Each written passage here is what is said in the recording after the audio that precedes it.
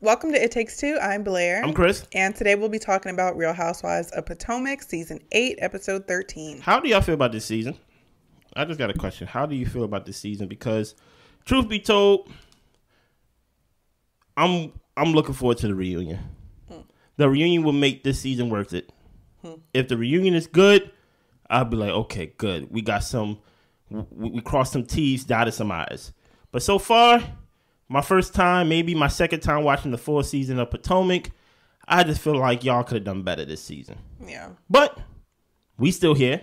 So subscribe, like, share, comment. I feel like we did a good job and things of that nature. You ready to walk us through this episode? I'm ready. Let's go. We open up at Mia and Gordon's condo. Yeah. They are talking about the Happy Eddie event. Yeah. And she's telling Gordon that she got into it with Karen and ended up calling her an old dog. She said Karen called her a trick. And Gordon's like, where did that come from? Mia's like, I have no idea. It came up because you said, Karen, you're an old dog, learn new tricks. She said you're the trick. Anyway. Come on now. Yes, come on now. That's where it came from, Mia. But Mia never brought up how Karen talked about her screwing a rapper. She said, yeah, I just left that part out. Yeah. Ashley comes over. Mia gets Ashley her Corona, Ashley's drink of choice. Mia tells Ashley Gordon and her went to lunch. And speaking from an older man's perspective, when talking about divorce, Gordon said that there would be an arrangement or like just a mutually beneficial situation. There wouldn't necessarily be a divorce. And she's asking Ashley, do you plan on getting a divorce with Michael? Like, what is that going to look like for y'all? And Ashley likes the security that comes with being with Michael. She knows that she's operating in fear because her and her mom have been evicted a couple of times from apartments when she was younger. And they ended up sitting on the street. Keep going. Ashley thinks that she'll eventually get a divorce. Her goal is by the end of the year. And Robyn invited all the ladies to the Dominican Republic. They are going to celebrate Ashley's birthday. And they're going to celebrate it the right way compared to last year when they got into all these issues. Yeah. Now, listen here. I want to touch on this a little bit. Okay. Right? What security are you talking about, Ashley? Like, you have a job. Like, you've been with a rich guy this whole time. So hopefully you've been stacking money away. I don't think she has. Well, you need to downsize. Yeah. Number one. And number two, was it you, based on the history lesson that Blair taught me on this show, you was the one that used to go at Candice because she comes from generational wealth. Security. Yeah. You get what I'm saying? Oh, you know what, Candice? I have a townhouse for you. You know what? I made decisions, Candice, this is her mother speaking. I made decisions that would benefit my children, and things like that. Candice, you carry the baton. Hopefully you can keep the legacy going. And you criticized her for not being, quote unquote, self-made. Now we look at you and you're basically like, hey, I'm with Michael because I like security. What security is with a guy that you know you're not with, who at any moment, you have no prenup. Right. You have no quote-unquote paperwork that give you right or even the privilege to get alimony and things of that nature because Michael was like, I'm going to make sure you don't get nothing. You got to basically be with me, quote-unquote, to get this. What security do you have with Michael? What if one day he just wakes up and decides to be like, I don't want to take care of my kids or you? Yeah, he can pull the plug at any moment. So I'm like, what security are you talking about? Yeah. You actually have a harder fall from where you at now compared to what you were back in the day when you was younger and things like that. I'm not saying that, like, you know, respect to you and your mom who went through that time where y'all was getting put out and on the road and things like that, and now thank God you're in a better position now, but you're not safe. You get what I'm saying? Like I think you're in the same spin cycle right now that you're depending on someone to make you safe. But trust me, there's a lot of guys who wake up one day and decide, I don't want to be a father to my kids. Yeah. And just pull the plug. Anything else you thought about that scene? Yeah, I mean, I felt the same way pretty much. I feel like, Ashley, I agree. You need to downsize to what you can afford comfortably for you and your children. Like, and if you can't live this lifestyle without Michael's help, then you're putting yourself in a vulnerable position. So hopefully with her starting this workout clothing line or whatever with Gizelle, maybe that'll give them the extra money she needs to leave. Who knows? But what season we on? We on season 9 or like whatever? Like your season's late. Yeah. Now we're at the quote unquote, the people say this is the bottom of the barrel when it comes to like Potomac. Potomac usually delivers, they say. They said this season basically been pretty bad. So I'm like, you should have did this when y'all was at the height of y'all basic celebrity, but who knows? I don't know nothing. I'm not on these shows. I just review it. You know what I'm saying? Next, we have NECA and Wendy who meet up. Hey. So they can discuss their issues. Yeah. Now, walk me through this slow because I'm going to pick this scene apart. Well, as soon as Wendy comes in, NECA compliments her and thanks her for coming. Yeah. NECA is there to try to clear up any misunderstandings. And NECA explains how Lebe received phone calls from Wendy's family 2 weeks before she even joined the group, talking about how Wendy was upset about her joining and how they felt like it could have been like a potential clout chase situation. Yeah, I hear you. That set the tone for NECA because she knew Wendy's people didn't like her. Okay. Wendy said, my mom and sister deny that they called. Wendy's issue is you calling my mom a witch. And Wendy asked, what did I specifically do to you? What did I do? And NECA says, your mom is submitting my name to a shrine is a big deal. We're both Nigerian. Like, my family in Nigeria is praying. Like, Wendy, you know what this means. This isn't a little thing. Wendy says, can you not say I apologize and those things aren't true? That is what Wendy needs to hear.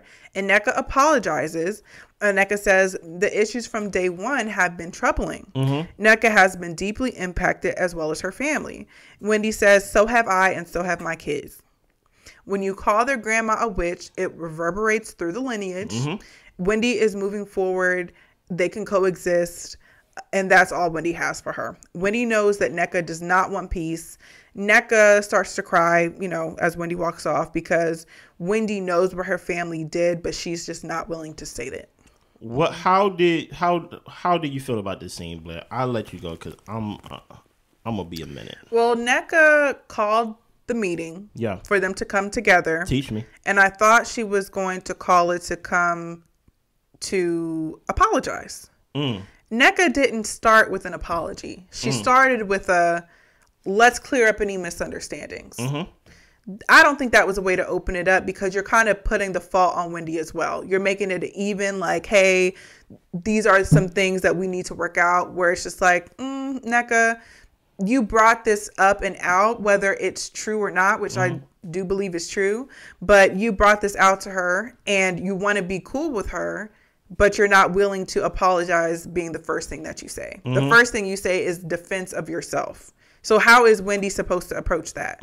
She has said from the beginning she doesn't believe that her family did this, that, the third, even though we see the flashback at the mom saying, I just called to say you can make friends easier than you can, or you can make enemies easier than you can make friends. And I'm just like, that could be taken any type of way. But who says that though? Yeah. No. I'm saying I'm saying that not in defense of Wendy. Yeah. I'm saying like who also be careful hitting that. Sorry. Who says that though? Unless you're trying to cover up your true intentions. Right. You get what I'm saying? Yeah. So I mean, I feel like her mom saying that alone leads for speculation to be like, well, what was your intention of saying that? Why are you trying to put that out there or communicate that to somebody about enemies? Yeah. When it should be a all love, we're all Nigerian situation, the way that NECA was hoping it would be. So, yeah, I think that there is equal part in here. I agree. I think Wendy is trying to cover up her family. She doesn't want this type of talk to be going on national TV. Yeah. And I think that she really wants NECA just to dead it, apologize so they can move on. But NECA's like, I need you to be accountable for something in this too. Yeah. But Wendy's like, I didn't say those things. I get that you don't necessarily want to be accountable for your family, but I think the way, and I could be wrong, y'all Nigerian people correct me, but the structure of it is just like your family and your lineage and your people, like they're a representation of you and they're a close link to you. Okay. So even if Wendy, you didn't say something, you could apologize for your mom and say, I know she said something. I don't know how it might have been taken, but I want you to know that I don't feel that way, But it's like Wendy couldn't even say that. So I think they both just need to separate because I'm tired of it. You tired of it. Listen here. Yeah. For one, let me start from the beginning. When Wendy walked into the restaurant, the place of meeting, she did not walk in with the energy to reconcile anything. So off top, it takes two people to meet and to reconcile. So off top, that already lets me know Wendy already feels above this conversation. There's nothing NECA could have said outside of I was wrong, you're the queen, I bow and I kiss the ring. You see, my problem with Wendy is that you are lying to my face. And I don't like being lied to. So step in my office. Oh. No. It's going to happen. It's going to happen. And I'm tired of it, right? Wendy, didn't you call this woman mother or her a crackhead too? She did. So this whole thing of this whole idea that you can just come there and basically sit on your little throne on some like, what did I do? I do agree with you with that. I give you like, what did I do? But this is not, but you know, it's not black or white. You get what I'm saying? If you just want to say the situation is black and white, then you are definitely ignoring the colors that you added to it as well. You was not an inviting sister, as well as NECA may not have been as inviting. This is what I think. I think Wendy felt intimidated by NECA, and only for this reason alone. Even though we may go by this whole idea of like, you know, they're sisters, they're Nigerians, they are the same, you know, they are people and things like that. They are each other's people. There is something about competition and wanting to be the only that we have to acknowledge. This whole thing, you know how Potomac had this colorist thing, this colorist stigma to it, to where how basically you got one group versus the other group. And then not only are they bringing another dark-skinned girl, they bringing another Nigerian girl. So Wendy at any moment could have felt like y'all trying to replace me. Come on, let's be real now. If we gonna be real about it, let's be real. So my thing is, you bringing someone that's basically me, quote unquote, to replace me because y'all don't like me. I know Robyn don't like me. I know Gizelle don't like me and things like that. So y'all trying to replace me. Wendy, my whole point is this. You came there with the idea and with the decision already to not reconcile anything. And because of that, get off my show. Get off my show. NECA, I'm tired of this being your story too. You played a part in this too. I want you off my show too. You get your pink slip too. I want this show to be good. And in order for this show to be good, I need a collaboration from the people who are in the show. The whole cast. I do not need another group of people saying, hey, let's just like be near each other, but we're not going to converse. We don't need none of that. Because we already got that with Gizelle and Candice. You get what I'm saying? We already got that with Robyn and Candice. You get what I'm saying? We already got cliques within the group. Now you're telling me we adding another person to the group, and now y'all saying we ain't going to really do nothing? I don't need no more of that with my Potomac. Agreed. I really don't. Here's my other thing, right? I think I said everything. But the reason why I feel like Wendy is lying because she keep bringing up this whole Nigerian lineage thing. As if like, okay, you said my mother's a witch. Okay, I get that, right? And she basically said, like, you know how that basically echoes through the lineage. Well, what does crackhead does for NECA's lineage? True. Listen, I don't want to be stereotypical, but Nigerians, they are very competitive people with their kids and things like that. They're like, look, my kid's a lawyer, my kid's a doctor, so it could just be simple competition among them two, right? Y'all didn't want to try to reconcile. Guess what? We ain't got to see this no more. Both of y'all, get off my show. Off my show. Okay? I don't want nothing to do with them. I don't want to see them on the show no more. I don't want to talk about them no more. Wendy doesn't add nothing to the show anyway. I feel like she's better for the show anyway. I feel like she's above the show. And whenever I see her, quote unquote, bring herself down to the level, she looks weird. She does look weird. So trying to read. So I'm like, you know what? And get into it. Like, no, it doesn't come across as genuine. Dr. Wendy, just stay on CNN. Do like your YouTube show. Cool with that. NECA, I wish I would have gave you a better chance. I know this is your first season. Usually people get 2 seasons before they get fired. But NECA, a little too late for me, girl. Yeah, she one and done. Yeah. Bye. Chris and Candice are at home. Yes. Candice spent some money on a purse at Dior. And I had to actually do research on this scene. Okay. And I'll tell you why. Go ahead. Chris thinks the purchase was unnecessary. Yeah. Chris said, remember when I was working at the rooftop bar and you were complaining how I wasn't here? Mm-hmm. Now it's the opposite. You're always gone, Candice. Chris is doing content creation and Candice has been doing stuff for her tour. Yeah. Candice agrees that they don't have time together and Chris doesn't have time with her. That is his issue. Candice says that I want to spend time with you too. And I think they kind of switch over to the embryo situation. Yeah. And I want to say that about the time spent, Candice is saying she wants to spend time, but I don't think she's doing anything actively to meet Chris's needs. Yeah, okay. So I think that's where the contention is coming in. She's just like, I want the same thing. We're saying the same thing. Okay, be here then. Uh-huh. They bring up the embryos. Candice is concerned that if she gets pregnant, will that accelerate the growth that's in her boob? The doctor sent her a letter saying that it showed no signs of breast cancer. Yeah. Wonderful. She is still worried that something is growing there that's not supposed to be there, and she wants the doctor to take it out. Okay. Is that legal to do that if there's no signs of it, like, in your boobs, just to go and just say, take my boobs off? Because it's like, I don't know if a doctor would be comfortable doing that. Okay. I don't know if maybe a plastic surgeon might do it, because it's not like a medically it's like outpatient, whatever you want to call it. It's not like a medically necessary procedure if it's not impacting your health. So maybe she can get them to do it. I don't know. Yeah, but the reason why I asked, I had a friend who had a baby at 18, and she asked the doctor to tie her tubes, and he said no. Okay. He told her no. I was like, dang, I ain't know they can do that. Like, I ain't know they can, like, refuse, like, your request.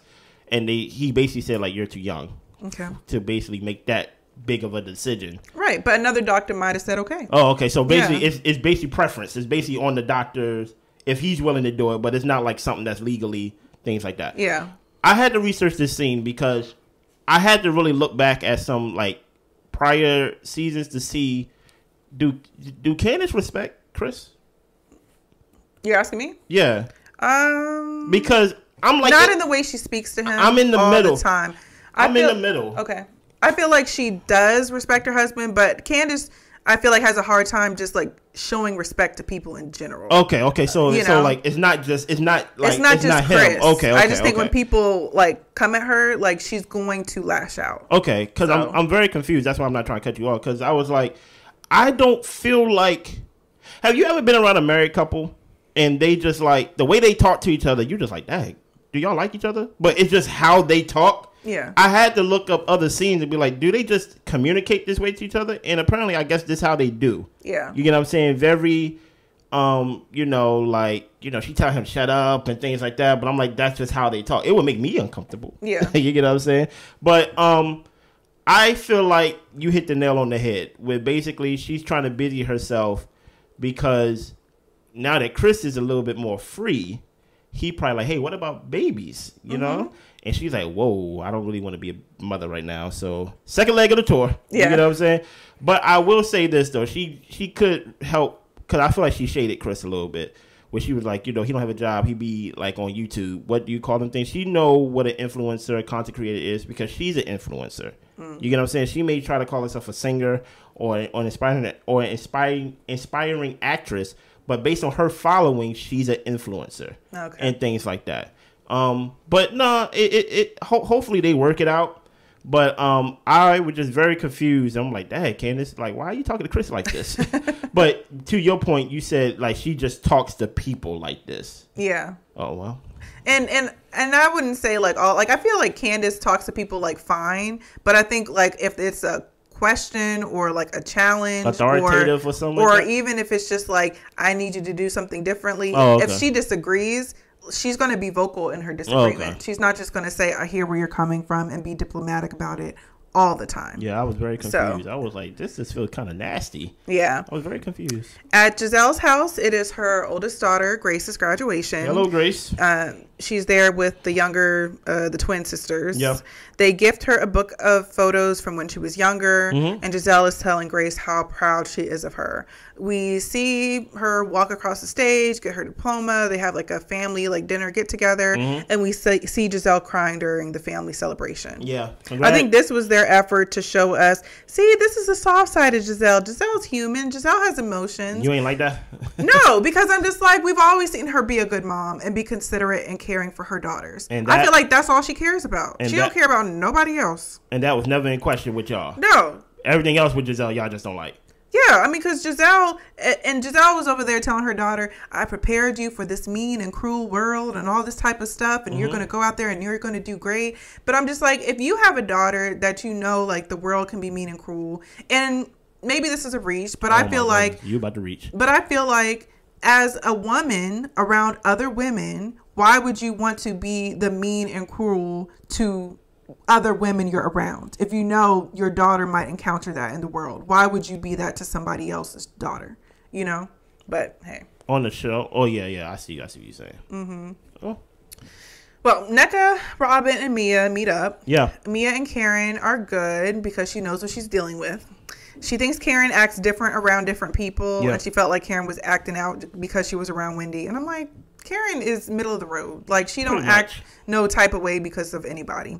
NECA shared that she apologized to Wendy, but that wasn't good enough for Wendy. And Robyn was over here just like co-signing, like, yeah, like Wendy, like, you know, nothing's ever good enough for Wendy. It's like, Robyn, shut the hell up. You don't like NECA Robyn. Felt Wendy tried to gaslight her. Listen here, Robyn is right though. Like for once, like Robyn's right, but the thing about Robyn is she's like, listen here, Wendy's just a castmate.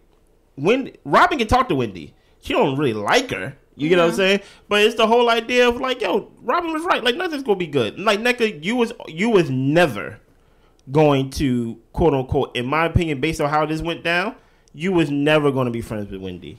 Never, unfortunately. Well, the ladies get to DR. Yeah. Apparently, Ray goes to that villa every year for a golfing trip. And apparently, Karen called the villa one year and a girl picked up the phone. Ray said it was the cleaning lady. Yeah. Mia said that she used to be a girl on the golf course, so it could have been anybody. And listen, Mia have no type of shame. Absolutely. In her game. Okay. No shame. Mm-hmm. The ladies arrive to the resort. It's beautiful. It's really nice. They all toast, and Kiarna, Wendy's friend, is there. But Robyn also invited Kiarna because she knows her through Gizelle. So Kiarna's rushing to the bathroom. She's got a stomach issue. Yeah. Gizelle, Robyn, and NECA all get singles rooms, and then they give the last single room to Ashley because it's her birthday. Yeah. But Karen isn't feeling it. She does not want to share a room, and she decides that she's going to pay for her own room. Ashley tried to offer up her room, but Karen was saying, I want a view. Like, no, keep your room. Like, I'm going to just pay for my own. Robyn tried to explain... Well, Robyn was trying to explain Karen turning up her nose at Ashley's offer to the room to someone else. And then Karen tells Robyn to shut up. Like, because she overheard her. And she's like, Robyn, shut the hell up. She was like, listen, if you listen, you would see that Ashley's room got a view. But how do you feel about sharing rooms, Blair? Oh no, I prefer not to share. Oh my goodness, it's a girls' trip. It's a trip that we all need to be together. I just feel like I need my space at the end of a day to relax, call you. Oh my goodness. Do what we do on the phone and just sleep and just do whatever I want to do in my room. Like I don't want to share a room with another person. Look, I don't know what idea she's trying to give y'all. We just talk on the phone, okay? There's nothing special we do on the phone, okay? We just talk. The same way we talking to y'all, there ain't no do what we do. I'm fully clothed talking to Blair, okay? Like, that's what I'm doing. Most of the time, I'm probably on the game or probably editing a video that's probably going to come out for y'all. Yeah. But, no, man, Karen, look, I feel like there's an age limit that comes with sharing a room. Okay. I feel like Karen is above that age limit. And especially, put it like this. I'll say, hey, listen, since I made the arrangements for the trip, I'm not going to get you the room. But if you want to spend your money to get yourself a room, you're free to do that. Yeah. And I feel like she's in her right to do that at her age. If she's like Ashley age young, hey, just share a room. Just share a room. You're like, I don't care. I want my own. I'm 30 and I don't care. Oh, okay. If I have the means to get myself the accommodations I prefer, I'm going to. Yeah. I'm going to. Anyway, Robyn says the plan is for night golf and they'll be changing for dinner. Karen still doesn't have a room. Apparently, they couldn't accommodate her. I guess maybe she'd have to go to like a further out location. Ashley tells Karen that she will stay with Mia and give Karen the room. And Karen finally accepts. Yeah.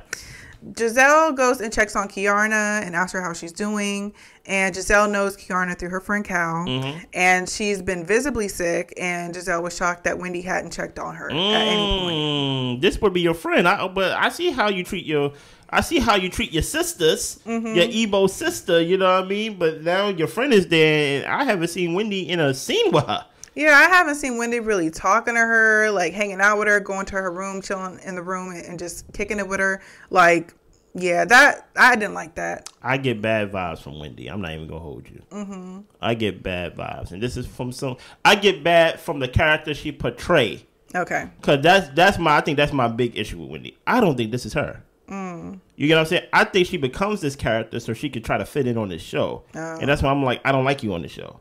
So the character that she portrayed, because we don't know these people, I don't like it. It comes off as sedity. You know what I'm saying? Check on your friend. Yeah. You know what I'm saying? I'm not telling you have a scene with her. Just like, yo, you good? You know what I mean? But to have Gizelle do it and being like, you ain't your friend, because you know Gizelle gonna point it out. Yeah. So I'm like, why give her a leg to stand on? You know what I mean? Yeah. Well, Gizelle gets the idea to crown NECA as the new Grand Dame of Potomac. I thought this since was funny. she lives in Potomac proper and she owns her home in Potomac. Uh-oh. So they go out, they do like a whole little coronation, and Gizelle crowns NECA. Candice walks off. She thinks Gizelle will take any moment to inflict pain on people, and she's not going to be part of it. Candice, shut the hell up. Karen, she's sitting there, and she's just like, Gizelle, she's just tacky as hell, pretty much. Look, the one that it's happening to don't take it as serious as you did. Listen here. Candice is going to get her moment with Gizelle. She's looking for it. It wasn't even that big of a deal. It was just something tongue-in-cheek. And the whole thing of, you know what, she is the real queen of Potomac. That's basically what it is. It's a made-up thing in the first place. Karen didn't have no problem. If Karen didn't walk off, why are you walking off, Candace? Yeah. You get what I'm saying? It just comes off as if like you're searching for a moment, inflict pain on somebody, a pain of a fake name that was made up. Yeah, that's not that deep. It's not that deep. But I think Candice is just annoyed at everything with Gizelle. She's just going to be mad. Which is fine. I mean, because I kind of feel the same way too. I don't like seeing Gizelle on my screen and seeing all her antics, but it's not entertaining to me. Unfortunately, I tell Blair this every time that we watch the show. As much as y'all hate Gizelle, she is needed for the show. All right. As much as y'all hate it, she don't like it. As much as y'all don't like it, she is Potomac. She is one of the faces of Potomac. Yeah, for you, me. I hear it. Yeah, okay. Anything else that happened on this episode? And that's all we got. Listen here. Make sure y'all subscribe. Give this video a thumbs up. And we will see you next week on this show. Catch up on our Love is Blind. We also review Ready to Love. We also review Married to Medicine. We also review a whole bunch of other things. We got more things coming out. Okay? Subscribe so you will know when it's coming out. Yes. Y'all be good. Bye.